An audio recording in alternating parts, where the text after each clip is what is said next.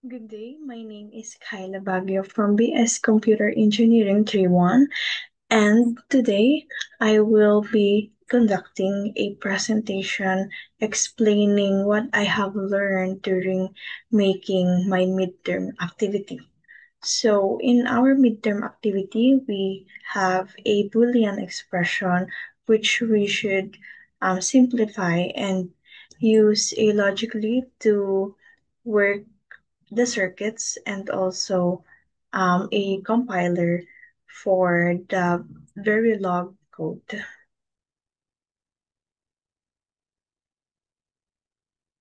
So for the problem one, we have a FAB equals to not A, B plus not A, not B. So we have here a truth table. So para makita natin yung kung gumagana ba siya ng tama. So let's go to the logically. So again, ang mga ginamit dito, since may NOT A, so we use a NOT gate. So this triangle. And then we use to switch since meron tayong dalawang variable, A and B. Kasi gumamit tayo 2 times the NOT A and B, and then the NOT A and NOT B, we use AND gate to multiply them. And then to plus both of them, we use OR gate.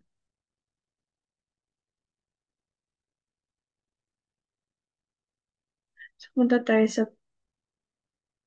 problem 1, sa logically.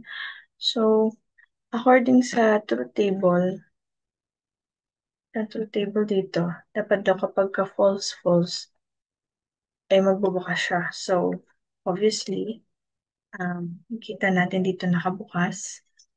So, next is false true. Kapag ka naka-close tong A and then naka-open yung B, dapat naka-open pa rin or naka-true pa rin yung bulb. For true, for the third one is true, false. So, ibig sabihin, i-on natin yung A, tapos i-close natin yung B. So, dapat false siya. Same with the truth table, naka-close yung bulb. And then last one is true, true. So, naka-close yung bulb. So, it means accurate yung truth table and yung circuits natin. So, let's go back to our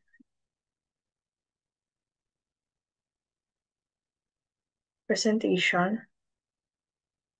So, we have a problem 2. So, in problem 2, we have a FAB, AB plus A not B. So, again, let's go to the second logically, so we can show if the circuit is working.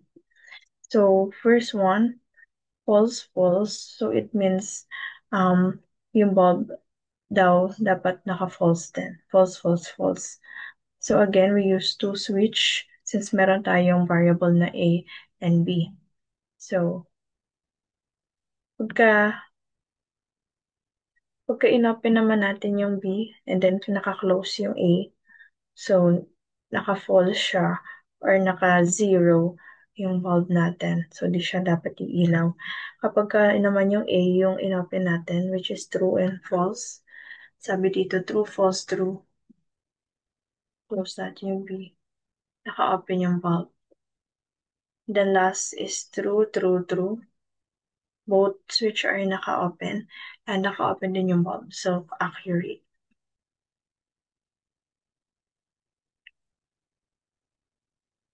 For the next slide, we have problem 3. Sabi dito, simplified F A, B, C, so equals to A, not A, B, C plus not A, B, not C. So ito yung original form niya, yun sa solution, and then we simplified it into this. So we use this simplified form para illogically siya.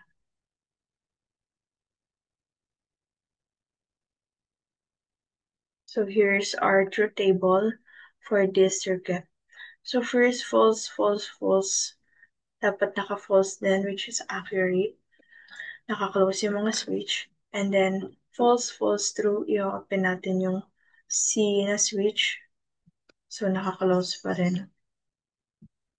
And then, for this one, false, true, false. Ibig sabihin, naka-open yung B. Naka-close yung A and C. So, mag-open yung bulb.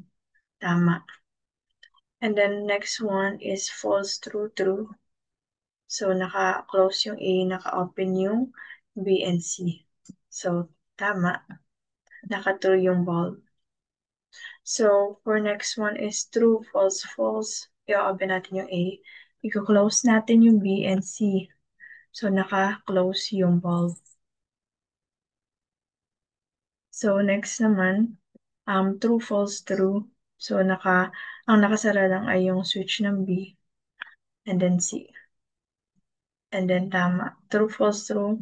False dapat yung result or zero dapat. So, hindi siya mag-open. True, true, false. O-open natin yung A and B. I-close natin yung C. So, tama again. Naka-false or naka-zero yung output niya. And for the last one, pag in-open natin lahat ng switch, ayan, hindi siya mag-open. So, accurate din yung circuit natin for problem 3. Next is problem 4. FAB equals AB plus not AB. So, here's the original form sa solution banda. So, we use the simplified form para gamitin sa circuit natin sa logic leap. So, we have a truth table here. So, we use two switch since meron tayong A and B na variable. So, first, ang nakalagay 0, 0, 0 or false, false, false. So, dapat naka-close yung mga switches, naka-off yung bulb. Next is false, true, true, or 0, 1, 1. So, ang naka-open ay yung B. So, ayan, tama. 1, 0, 0. So, i-open natin yung switch 1. Sasara natin to. So, di siya nag-open. So, tama. 1, 1, 1. Pag naka-open yung both switch, so mag-open yung light niya.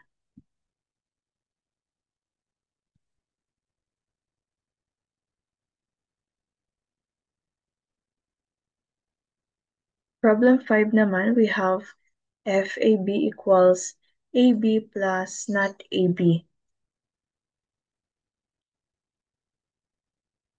So we have here a truth table for our problem 5. So false 0, 0, 0 means 0 din yung bulb. So di siya mag-open. Next is false 0, 0, 1, 1. So i-open natin yung last switch. So nag-open yung bulb. Or the next one is 0, 1, 0, 0. So 0, 1, B ang naka-open, naka-close yung ibang switch. So di siya mag-open. Tama. So next is 0, 1, 1, 1. So ibig sabihin pag in-open natin yung switch B and switch C at naka-close ang A, mag-open yung bulb natin. Next naman is true, false, false. So kabaliktaran. A yung i-open natin. Ka-close natin yung B and C. So, naka-zero yung bulb natin. Next is true, false, true. I-open natin yung A, close yung B, open yung C. So, 0 yung output. And then next, true, true, false. I-open natin yung A and switch B, naka-close yung C. So, nag-open siya. Tama rito. So, pag in-open daw natin lahat ng switch, mag-open yung bulb.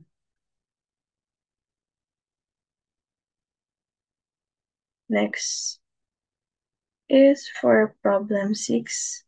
We have FABC equals A plus B plus C times A plus B plus not C. So in this case,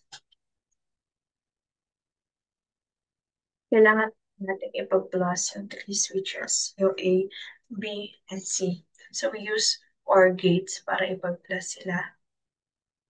And then para ma-achieve natin yung not C, kumuha tayo ng not gate at kinonect natin sa C.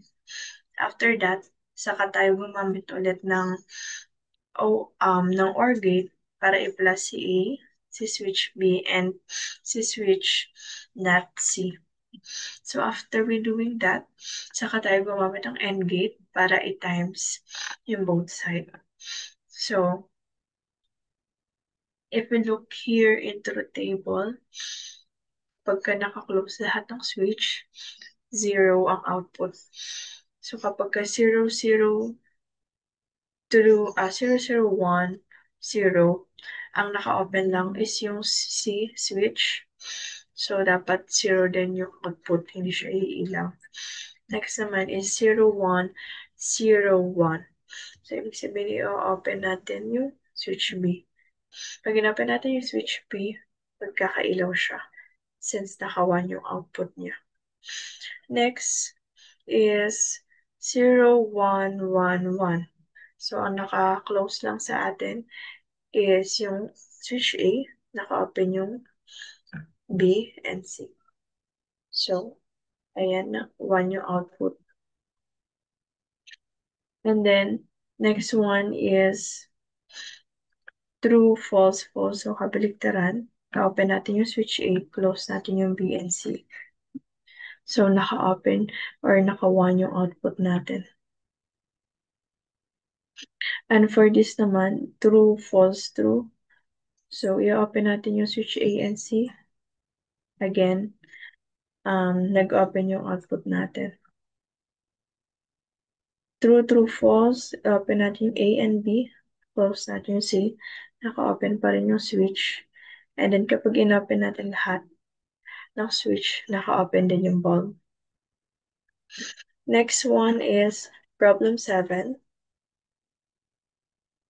For problem 7, we have a given here F equals not A, B plus A not B plus AB equals A plus B.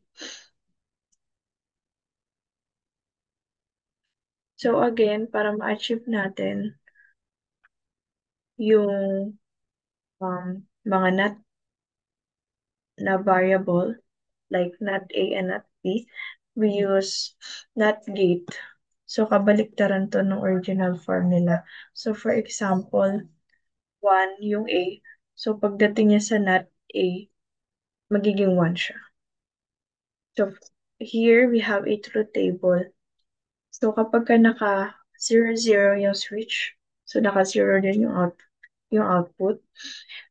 Next naman is 0, 1. So i-open natin yung switch B.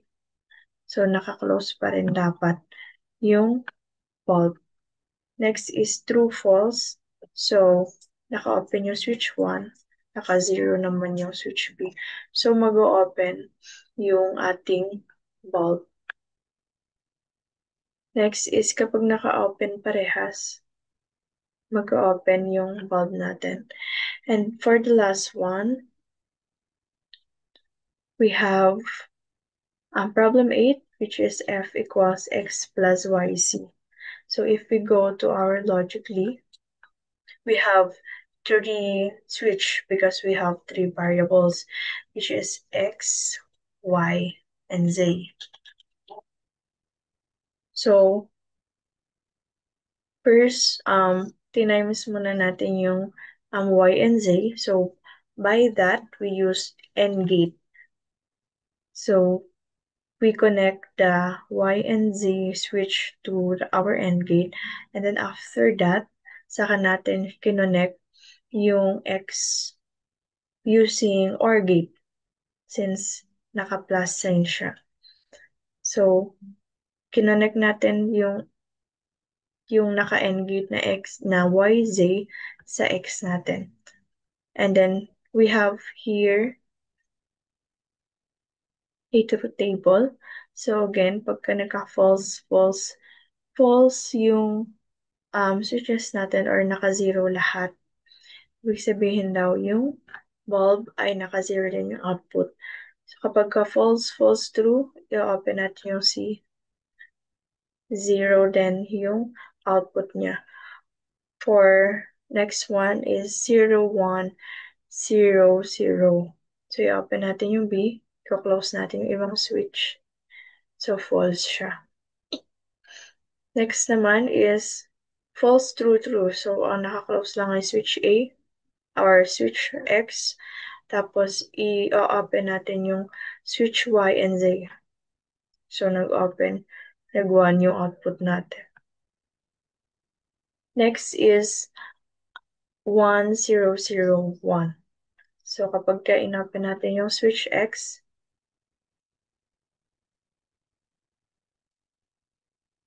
tapos kinlose natin yung Y and Z, mag-open pa rin or mag-1 pa rin yung output.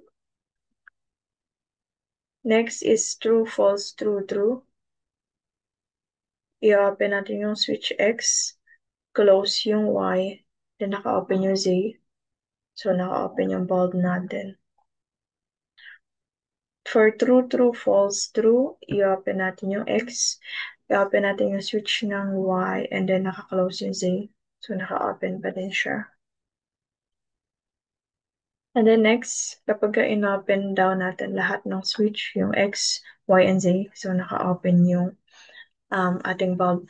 So, bakit nga ba tayo gumagamit ng logically? So, basically, in HDL helps the engineering or the engineers to have a simulator to simulate their projects or they plan projects for the engineer field.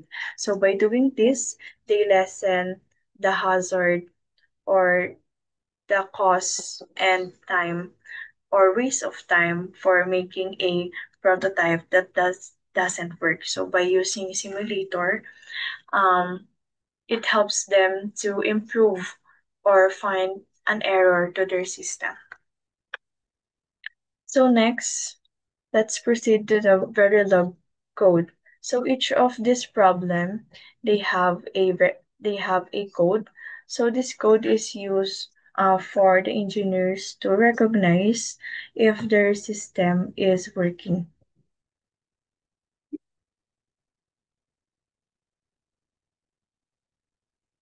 So for problem one, we have already made here. I already made here a code. So we will use a online Verilog compiler to um, run this code.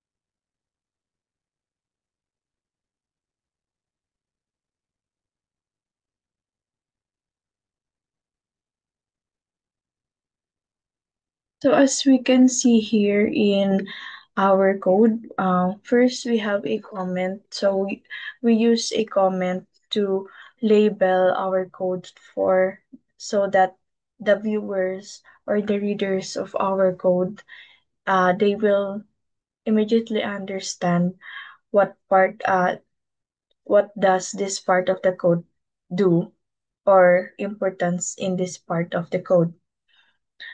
So first, in making a Verilog code, first you will define the module. So for this one, since we are using it for logic gates, so we use module gates.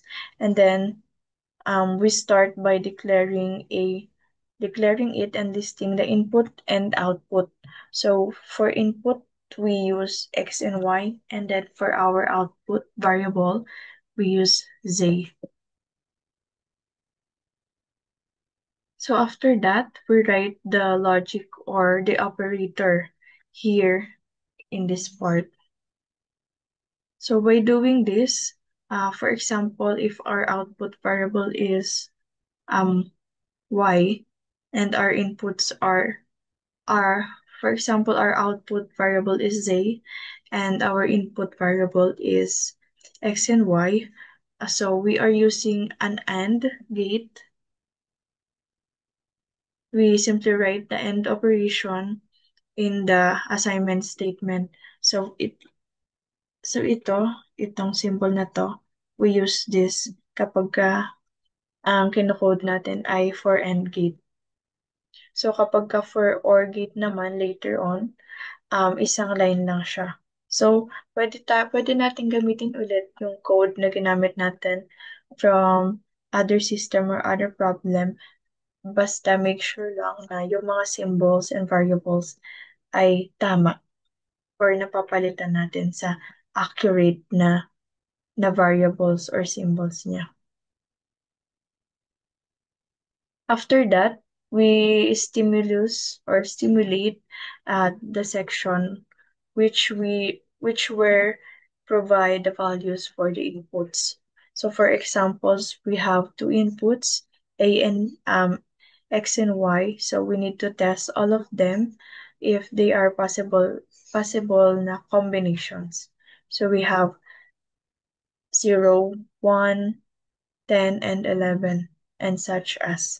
So each set of inputs represents one test case. So ito yung part ng stimulus, kaya mahalagang gumagamit tayo ng comment para nalalabelan natin yung code natin, para alam ng readers natin kung anong part na yun, kung ano dapat kung ano yung function nun or importance nun, bakit part siya ng code. So here is stimulus. So, wag natin kakalimutan yung initial begin. So, lalagay natin yung mga variables natin. Kaya pala tayo nag-i-include ng time or time scale sa ating code is importante siya dahil nagsisineset niya yung base time unit or yung precisions ng bawat delay ng simulation or ng code natin.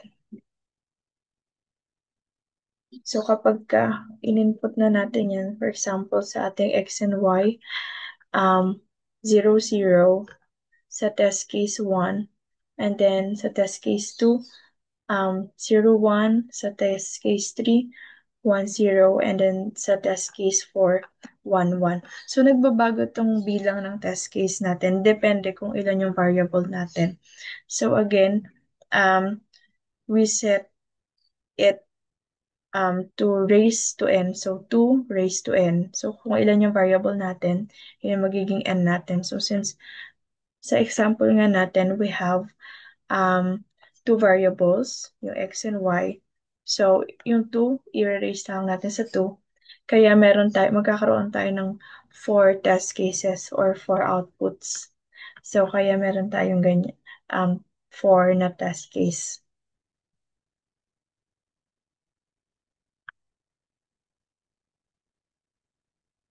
So, we will just get here for the next problem.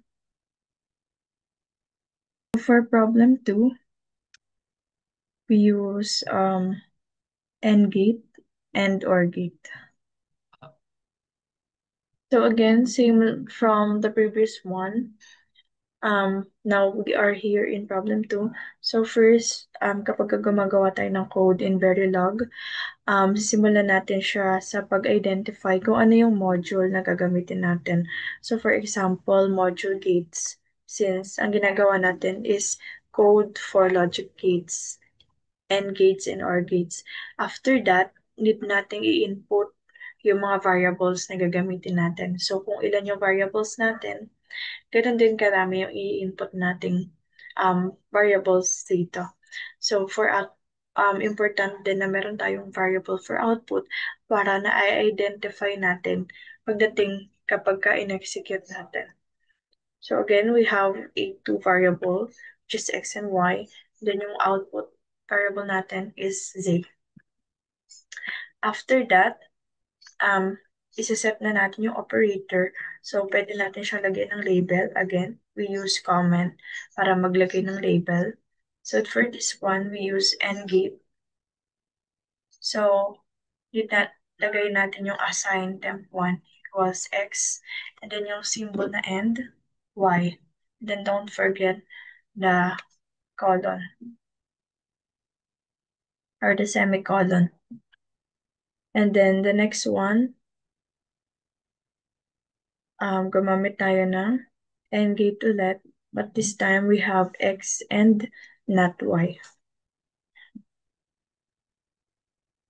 And then, kapag, for example, gumamit tayo ng other logic gates. So, for example, here in OR gate.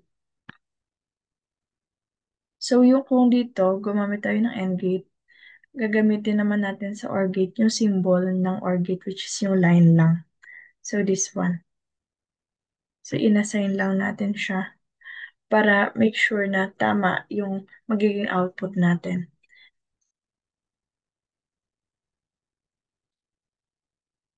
And then after that, we initiate or analyze what will be the inputs. So, mag-i-input tayo ng mga value sa ating inputs. So, for test case 1, so 0, 0. Lagi magsisimula sa 0, 0. Test case 2, 0, 1. Test case 3, 1, 0. And then, test case 4, 1, 1. So, kapag kanira natin, after nun, kapag after nung pinakalas na test case nyo, huwag nyo kakalimutan gumamit ng $sign, stop, then semicolon. Para alam ng code na i-stop nyo na yung program. And then, end sa last one. After that end, meron tayong end module. So, kapag in-execute natin siya, in-execute natin yung code natin sa Verilog, lalabas dito yung output na kung saan, kumbaga sa nung unang discussion natin, naka-truth table siya. Ganun din dito sa ating compiler.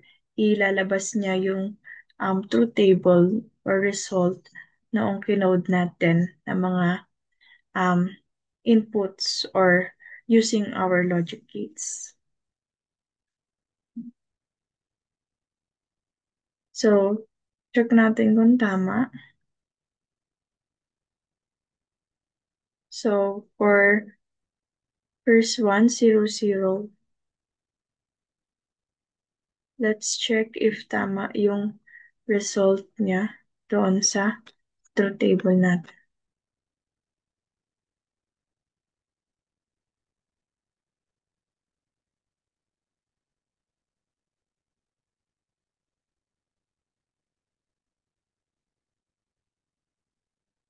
So, since we have here a truth table, compare natin. So, sabi dito, 0, 0, 0, and then dito naman is 0, 0, 0. So, tama. Next naman is sa test case 2. So, 0, 1, 0, 0, 1, 0. So, tama. And then next is 1, 0, 1. So, 1, 0. And then yung output is 1. And then last is 1, 1, 1. So, nakalagay dito 1, 1. And then the output is 1. So, basically, tama yung truth table natin kasi galing nga doon sa Verilog compiler is parehas sila. So, same with other problems, ganun lang natin siya kasimpleng i-code. It's okay to use the same algorithm for our code. Just make sure tama yung mga symbols na ginagamit natin. Depends doon sa modules or operator na kailangan natin para lumabas yung tamang output.